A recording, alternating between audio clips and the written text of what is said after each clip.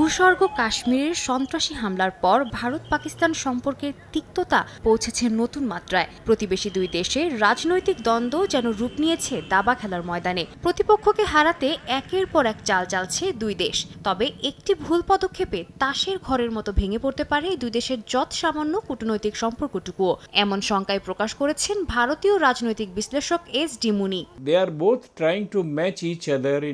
নিজ দেশের মানুষের কাছে শক্তিশালী প্রমাণিত হওয়ার জন্যই ভারত ও পাকিস্তান প্রশাসন একের পর এক পদক্ষেপ নিয়ে যাচ্ছে। দুপক্ষই চাইছে দেশের জনগণের কাছে প্রমাণ করতে যে তারা প্রতিপক্ষকে শক্ত জবাব দেবে।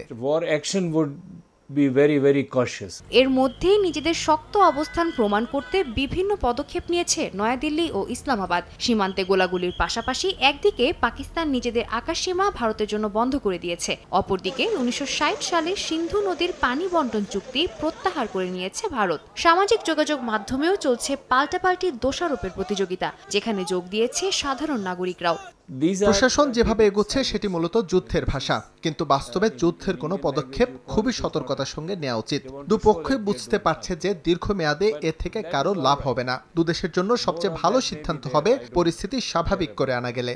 তবে দুটি দেশই নিজেদের শক্তিশালী প্রমাণ করতে ছোটখাটো হামলা চালানোর সম্ভাবনা থাকলেও বড় ধরনের যুদ্ধের দিকে কেউই এগোতে চাইবে না বলে ধারণা করছেন বিশ্লেষকরা। বিশেষ করে পাকিস্তানে পানির অভাব তীব্র হতে শুরু করলে দেশটি থেকে প্রতিশোধমূলক পদক্ষেপের আশঙ্কা করছে ভারত। এর উপর ভিত্তি করে পাল্টা পদক্ষেপ কি হতে যাচ্ছে সে বিষয়ে সিদ্ধান্ত নেবে মোদি প্রশাসন। তবে যুদ্ধে জড়ানোর মতো সিদ্ধান্ত শুধুমাত্র বোকামির বহিঃপ্রকাশ হবে বলে মনে করছেন মুনি।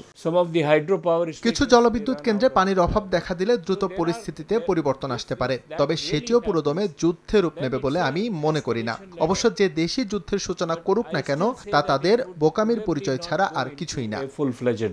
এ অবস্থায় কাশ্মীর বিষয়ে দুই দেশ বড় আকারের সংঘাতে না জড়াক, এমনটাই আশা বিশ্লেষকদের।